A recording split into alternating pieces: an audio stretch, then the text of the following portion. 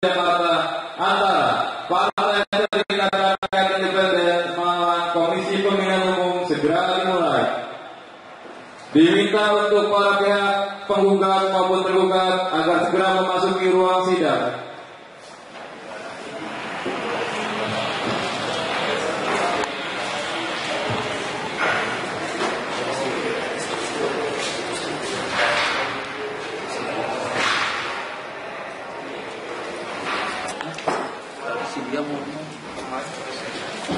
Hadirin diminta berdiri. Majelis hakim memasuki ruang sidang.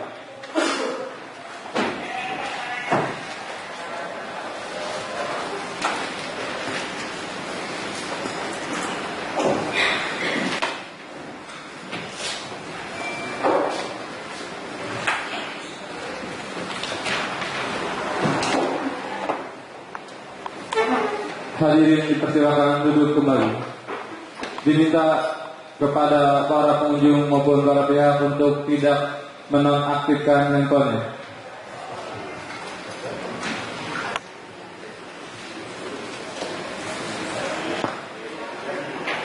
Sidang lanjutan sengketa pemilu nomor 05/13 DPD Jakarta antara Partai Serikat Rakyat Independen sebagai penggugat melawan Komisi Pemilihan Umum sebagai tergugat dibuka dan dinyatakan terbuka untuk umum.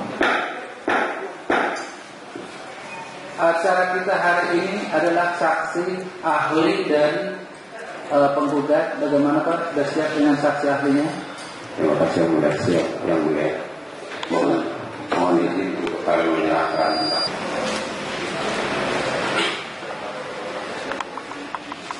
Berapa orang? Satu saja. Satu saja.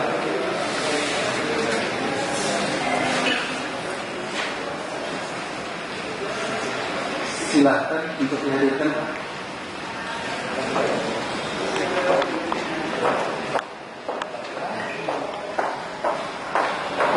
Bertemu lagi.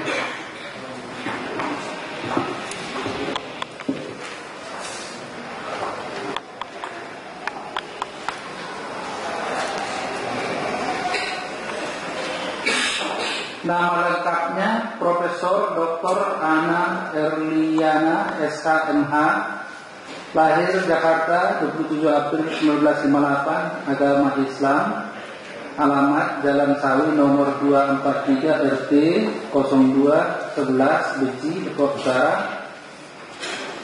Alamat kantor Universitas Indonesia Fakultas Hukum Kampus Baru Depok. Pangkat golongan milik pembina utama 4D, jabatan akademi guru besar, ya Bu. Kenal dengan Ketua Umum dan Sekretaris Jenderalnya Partai Serikat Independen. Tidak ada hubungan keluarga. Kalau dengan salah satu komisioner KPU, tidak juga. Apakah Ibu bersedia untuk jadi saksi ahli dalam perkara ini? Bersedia. Sebelum memberikan keterangan, disumpah terlebih dahulu. Siap?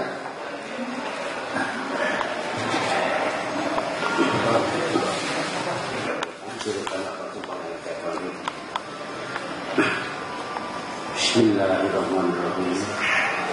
Demi Allah, saya bersumpah sebagai saksi ahli dalam perkara ini akan menggunakan sebenar-benarnya syahadat saya tidak lain daripada sebenarnya.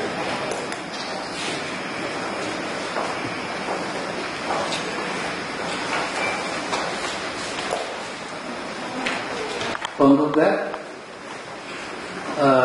silahkan untuk bertanya kepada saksi, tapi to the point saja. Terima kasih, Majelis Hakim mulia. Saya langsung saksi ahli ya.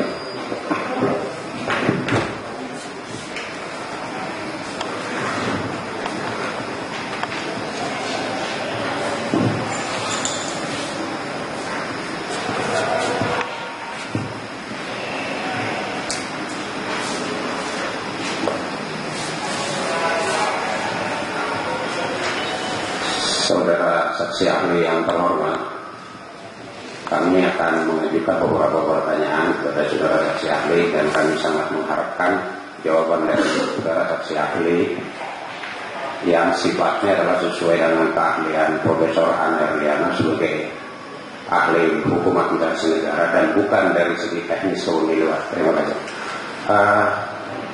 Dalam kedudukannya sebagai pelaksana undang-undang, apakah tergugat dalam hal ini KPU diperbolehkan untuk mengesampingkan sebagian dari hal-hal tersebut dalam pasal 8 ayat 2 Undang-Undang Nomor 8 tahun 2012? Apabila tergugat mengesampingkan sebagian dari ketentuan tersebut, apa implikasinya menurut implikasi yuridisnya menurut saksi ahli awal? Silakan, terima kasih. Saya langsung menjawab. Iya, silakan. Cara membaca pasal ini kelemahan fakultas hukum. Harusnya ada mata kuliah cara membaca pasal. Karena sampai pun kadang-kadang ada yang tidak bisa membaca pasal. Itu begitu. Kami di fakultas hukum karena seterusnya begitu teliti membaca pasal walaupun sudah amat juga membaca. Jadi tahu persis makna satu pasal, bukan sekedar baca pasal. Kedua yang saya mau ingatkan adalah bahwa membaca satu pasal itu tidak bisa separuh-separuh. Bahkan kalau perlu membaca beberapa pasal yang terkait dalam satu bab. Jadi apalagi kalau menyampingkan makna satu pasal, itu tidak dibenarkan sama sekali. Misalnya saya kasih contoh, pasal 1 butir 9 Undang-Undang 51 2009 perubahan kedua mengenai Undang-Undang Peradilan Tata Usaha Negara itu sifatnya kumulatif, objek sengketa. Kalau dibaca, kalau hanya satu memenuhi beberapa unsur, maka dia akan gugur sebagai suatu objek sengketa. Karena sifatnya kumulatif, ya, syarat yang harus dipenuhi itu harus dipenuhi, tidak bisa sekali. Itu sebagai contoh. Jadi kalau ditanya implikasi hukumnya, biarlah majelis hakim yang menentukan, karena itu bukan kewenangan saya. Saya tidak mau menguraikan seperti itu. Terima kasih. Masih dalam kaitan dengan pertanyaan yang pertama tadi, dalam pasal 8 ayat 2 itu ada 8 item yang disebutkan persyaratan yang wajib yang dipenuhi oleh peserta pemilu. Apakah dengan demikian yang 9 item itu bersifat kumulatif sebagaimana yang dijelaskan tadi dalam konteks peraturan atau undang-undang yang lain? Terima kasih. Boleh dibacakan untuk saya pasal itu selengkapnya. Terima kasih saudara saksi. Mohon izin yang mulia untuk membacakan pasal 8 ayat 2 Undang-Undang Nomor 8 tahun 2012 setelah judicial review bunyinya adalah sebagai berikut. Partai politik dapat menjadi peserta pemilu setelah memenuhi persyaratan: A. Berstatus badan hukum sesuai dengan Undang-Undang tentang partai politik. B. Memiliki kepengurusan di seluruh provinsi. C. Memiliki kepengurusan di 75% jumlah kabupaten kota di provinsi yang bersangkutan. D. Memiliki kepengurusan di 50% jumlah kecamatan di kabupaten kota yang bersangkutan. E. Menyertakan sekurang-kurangnya 30% keterwakilan perempuan pada kepengurusan partai politik di tingkat pusat. F. Memiliki anggota sekurang-kurangnya 1.000 orang atau 1/1000 dari jumlah penduduk pada pengurusan partai politik sebagaimana dimaksud pada huruf C yang dibuktikan dengan kepemilikan kartu tanda anggota. G. Mempunyai kantor tetap untuk kepengurusan pada tingkat pusat, provinsi, kabupaten, kota sampai tahapan terakhir pemilu. H. Mengajukan nama, lambang, dan tanda gambar partai politik kepada KPU. Dan I. menyerahkan nomor rekening dana kampanye pemilu atas nama partai politik kepada KPU. Yang 9 item itu yang terdapat dalam pasal 8 ayat 2. Saya pertanyaan adalah apakah itu bersifat kumulatif sehingga tidak satu pun boleh dikesampingkan? Terima kasih. Ya, itu persyaratan administratif yang harus dipenuhi oleh semua partai yang dapat lolos dan besar dugaan saya satu saja tidak terpenuhi maka Anda akan terpental yang akan lolos. Ya, terima kasih. Masih pertanyaan berikutnya yang mulia. Saudara saksi ahli yang terhormat,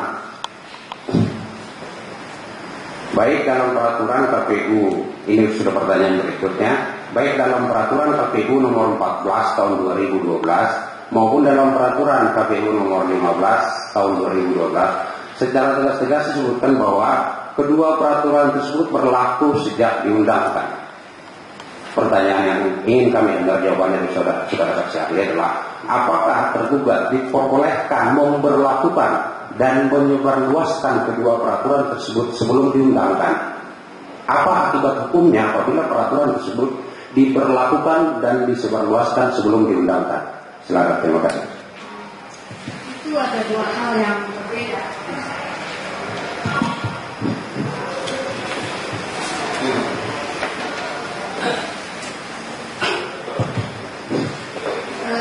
Ada dua hal yang berbeda menurut saya.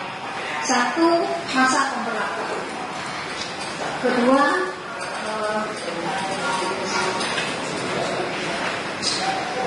Kedua, apakah boleh menggunakannya? Saya jawab itu masa pemberlakuan itu dinyatakan berlaku sejak diundangkan. Berarti masa berlakunya sama dengan tanggal yang tercantum pada pemberlakuan. Misalnya peraturan ini ada pada bagian akhir ya, di atas sebelum ditandatangan. Peraturan ini dinyatakan berlaku sejak diundangkan. Harusnya diundangkan di berita negara atau lembaga negara ya, tergantung tingkatan peraturannya. Maka pada saat yang sama ketentuan itu berlaku. Lalu kalau diberlakukan sebelum diundangkan, tidak bisa. Dalam praktek, biasanya draft atau rancangan yang disebarluaskan dalam rangka atau dalam tujuan sosialisasi atau uji publik. Seorang menteri ingin membuat satu peraturan. Saat ini masih ramai mengenai kurikulum pendidikan yang baru. Menteri membuat peraturan. Banyak stakeholder yang diundang, para guru, kepala sekolah, kepala dinas, supaya mereka paham apa yang dimaksudkan kalau kelak peraturan itu diberlakukan. Atau saya kasih contoh lain lagi, pasca putusan Mahkamah Konstitusi mengenai rintisan sekolah bertaraf internasional, ya, itu ada menginterpretasikan di lapangan, sejak putusan MK itu berlaku, maka semua sekolah akan ditutup. Lalu menteri akan membuat, menteri pendidikan dalam hal ini menteri pendidikan dan kebudayaan akan membuat pemberitahuan suatu draft itu diundang para kepala dinas, para kepala sekolah. Tidak begini maksudnya. Saya sudah bicara dengan Pak Mahfud. Karena bukan seperti makan cabai. Sekolah itu tidak bisa ditutup ujuk-ujuk tiba-tiba. Harus persiapan. Kita tanya kapan tenggang waktunya. Oh, habiskan dulu satu semester ini. Semester kemudian baru. Tapi kita akan melarang pungutan di luar. Itu saya kasih contoh. Dan apabila peraturan itu yang belum diundangkan ternyata sudah diberlakukan dan disebarluaskan, apa implikasi hukumnya yang menurut saudara saksi ahli terhadap dalam hal ini tahapan penyelenggaraan pemilu? Terima kasih. Ya belum berlaku. Karena sudah ada pernyataan bahwa peraturan ini berlaku sejak diundangkan. Walaupun prakteknya setahu saya agak mundur. peraturan itu sudah diundang, diteken, tapi ditaruh saja di kolom meja, tidak diundangkan, maka tidak berlaku. Apalagi kalau diundangkan sudah dinyatakan peraturan ini berlaku sejak diundangkannya tanggal yang sama. Diundangkan tanggal 1 Maret 2013, sejak 1 Maret itu berlaku. Sebelumnya tidak berlaku. Terima kasih.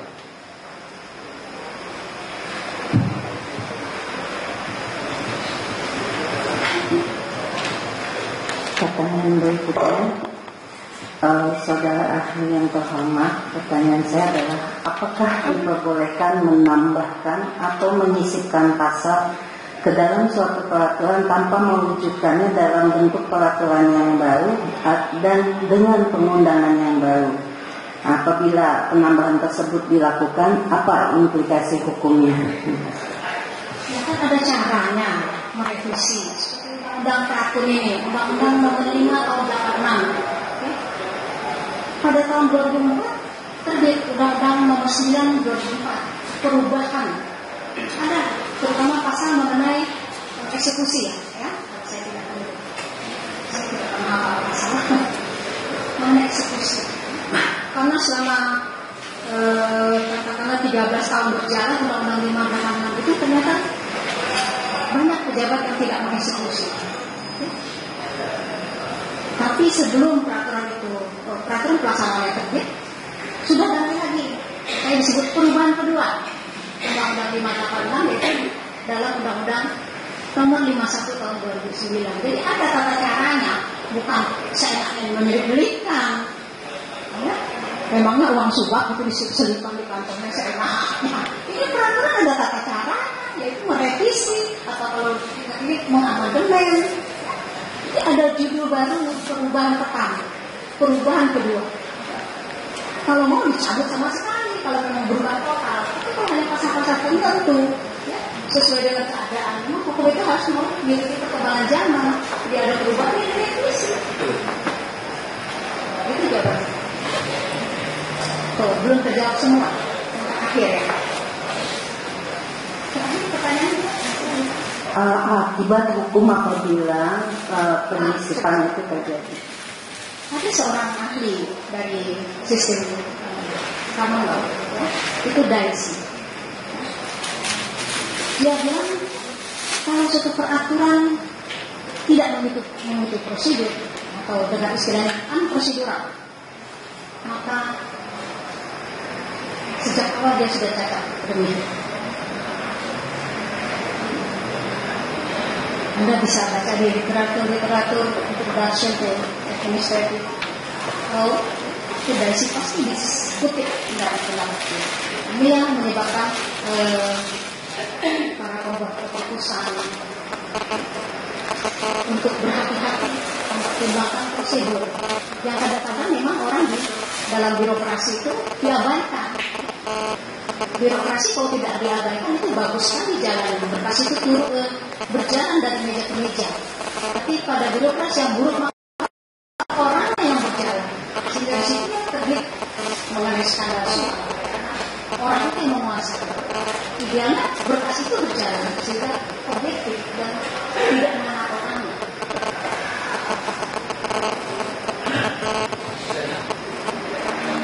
Ya, masih ada yang ya. Saudara saksi ahli yang terhormat, dalam beberapa pelaksanaan pemilu kami menemukan adanya surat edaran yang dalam kenyataannya mengatur hak dan kewajiban kami selaku partai politik. Kami ingin mendapat penjelasan dari saudara saksi ahli, apakah memang surat edaran termasuk salah satu dari peraturan perundang-undangan dalam jenis dan hierarki peraturan perundang-undangan yang berlaku di Indonesia.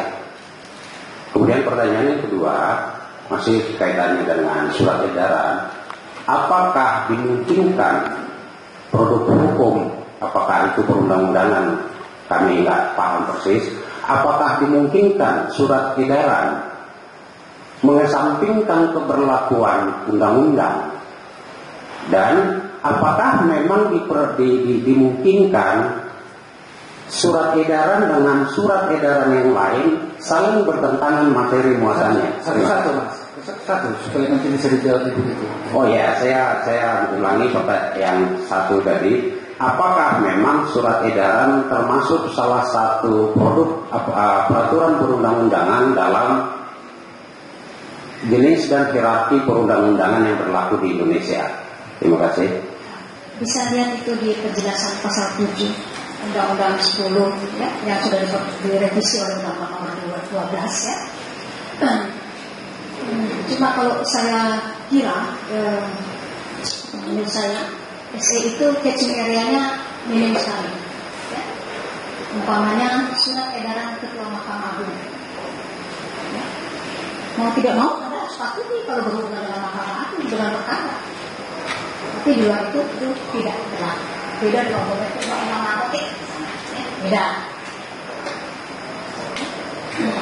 Kemudian, apakah dimungkinkan surat edaran mengenyampingkan keberlakuan pasal-pasal tertentu dalam suatu undang-undang? Tidak. Karena pada intinya surat edaran itu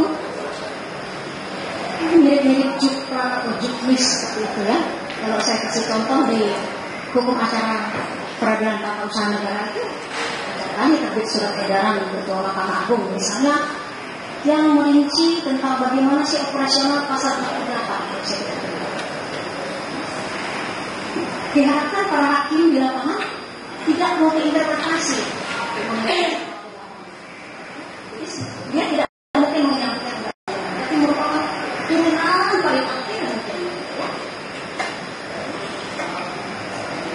Kemudian masih dalam kaitannya dengan SE, apakah memang dimungkinkan ada beberapa SE surat edaran mengatur hal yang sama tetapi menyangkut subjek hukum yang memang kebetulan berbeda, di mana surat edaran tersebut memuat ketentuan yang saling bertentangan. Apabila ditemukan surat edaran seperti itu, bagaimana saudara ahli sebagai ahli hukum tata usaha negara bisa menjelaskan kepada kami apakah yang terjadi dalam seperti itu? Terima kasih. Seharusnya sih SE saling mendukung. Biasanya tadi pokoknya pasal 48 ada di bentuk SE-nya, ya. Tapi dalam praktik mungkin ada lagi ketidakjelasan yang ditemukan. Misalnya dalam perkembangannya tidak semua institusi tunduk pada pasal 48 dengan berkembangnya situasi. Misalnya peradilan pajak ya, yang tadinya masuk pasal 48 tahun-tahun tertentu tidak masuk lagi. Mengenai PHK tidak masuk lagi pasal 48, tapi sudah di bawah kewenangan pengadilan hubungan industrial. Jadi harusnya saling menunjang, kan saling bertentangan. Satu lagi yang mulia, keseluruhan pertanyaan tadi yang kami ajukan kepada saudara saksi ahli, sebetulnya itu adalah dalam kaitan dengan diterbitkannya surat keputusan yang menjadi objek sengketa dalam perkara ini. Apabila hal-hal seperti tadi yang kami pertanyakan kepada saudara saksi ahli itulah yang terjadi dalam sebagai dasar dalam penerbitan keputusan yang menjadi objek sengketa dalam perkara ini. Nah, kalau memang demikian halnya, bagaimanakah implikasi dari keseluruhan hal-hal tersebut tadi terhadap objek sengketa yang kami bawa di perkara ini? Terima kasih. Jadi Anda maksudkan itu melatar belakangi terbitnya objek gugatan. Demikian. Jadi saya melihat majelis hakim di sini punya tugas agak berat ya. How to standing in the shoe of the government. Bagaimana duduk di kursi pemerintah. Saya tidak punya kewenangan. Terima kasih. Terima kasih yang mulia. Sebelum kita lompat ke sebelah, ada tolong nanti jangan bertambah lagi. Biar dikasih puas dulu gitu loh, supaya nanti ketika nanti sudah di sini jangan lagi diserobot gitu. Cukup? Tergugat ada yang mau ditanyakan kepada saksi? Ya, kepada ahli. tadi dinyatakan bahwa cara membaca pasal tidak boleh sepotong-sepotong, separuh-separuh, tapi harus politik antara pasal satu dengan pasal lainnya, bab yang satu dengan bab lainnya. Apakah dalam kaitannya dengan sebuah persyaratan yang kumulatif tersebut kemudian dirinci lagi dalam pasal lain, dirinci lagi dengan pasal lain? Kalau pasal 8 itu dirinci lagi dalam pasal 15. Di situ tidak dijelaskan lagi sampai ketamatan. Tapi kemudian pasal 16-nya adalah KPU melakukan verifikasi. Verifikasi di situ tidak jelas apakah faktual atau akusatif. Kalau kemudian ada item dalam pasal 8 ayat 2 hanya dilakukan verifikasi administratif sesuai yang dituangkan dalam sebuah peraturan KPU, apakah itu diperbolehkan? Saya tidak punya kemampuan untuk menjawab itu. Kalau saudara mau bertanya itu ada di Fakultas Hukum itu Dr. Toko Santoso. Ya, oke. Kemudian selanjutnya berkaitan dengan penjelasan. Apakah penjelasan dalam undang-undang itu adalah termasuk norma atau tidak? Menurut ahli. Maksudnya mengikat atau tidak? Iya, mengikat atau tidak? Ada sebagian ahli hukum menyatakan penjelasan itu mengikat. Mengikat. Ini antara lain Profesor Paulus F. Tulung penganut itu. Penganut ya. Ada juga sebagian ahli yang menyatakan tidak mengikat. Tapi satu hal yang patut dicatat, penjelasan itu sangat penting maknanya menurut saya, terutama bagi user atau customer dari undang-undang itu. Karena yang paham betul, yang jelas betul tentang undang-undang itu, the spirit of law-nya itu ada pada legal drafter-nya. Masyarakat yang membaca belum tentu paham. Oleh sebab itu penjelasan itu sangat penting untuk membaca. Jadi saya sangat kecewa kalau ada satu pasal menyatakan cukup jelas buat siapa? Buat pembuatnya ini. Buat saya yang baca belum tentu jelas. Itulah saya merujuk juga bahwa penjelasan itu mengikat. Mengikat ya, penjelasan mengikat. Selanjutnya, kalau ada sebuah penjelasan menunjuk pada undang-undang lain, undang-undang yang berkaitan bahwa persyaratan sebuah suatu verifikasi atau apa menunjuk pada undang-undang partai politik, undang-undang pemilu menunjuk pada undang-undang partai politik, apakah itu lazim dalam proses atau dalam peraturan perundang-undangan? Saya kasih contoh.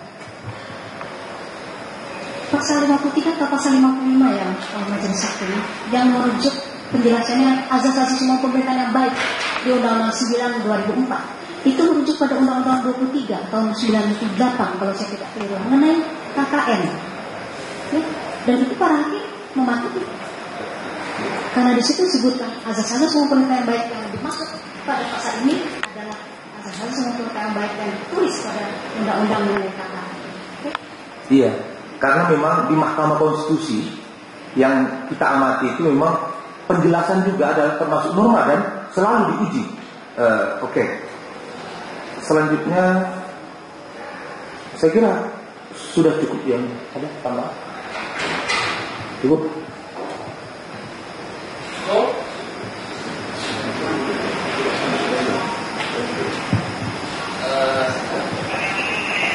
Ada kesempatan ada cukup. Ya, terima kasih Bu atas keterangannya Bu. KTP-nya kan? Ya. Ketemu lagi.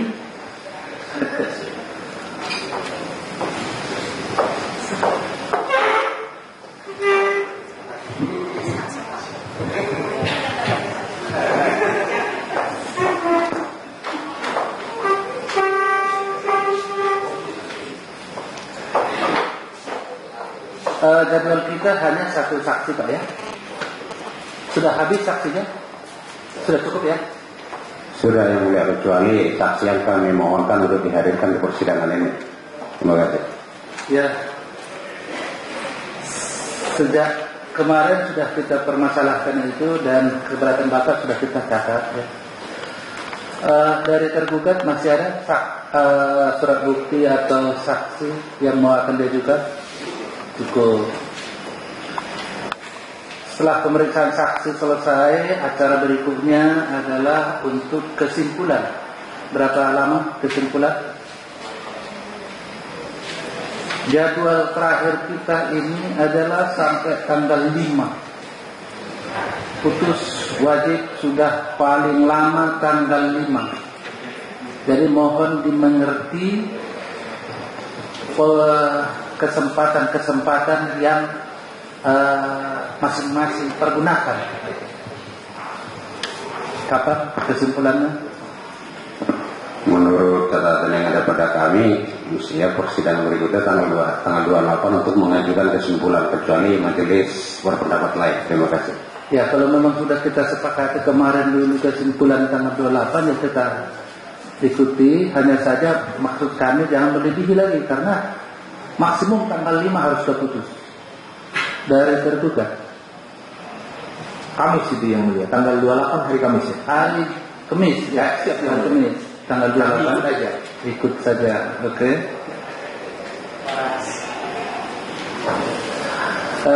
Dengan demikian nanti kewajiban masing-masing supaya pada tanggal 28 itu masing-masing untuk mempergunakan haknya. Apabila tidak mempergunakan haknya, juga akan kami lanjutkan untuk putusan. Jadi boleh memasukkan, boleh tidak memasukkan, silahkan. Tetap akan kami putus meskipun tidak ada kesimpulan masing-masing. Dengan demikian sidang kita tunda pada hari Kamis tanggal 28 Februari 2013 kepada para pihak agar hadir tanpa dipanggil lagi. Sidang ditutup.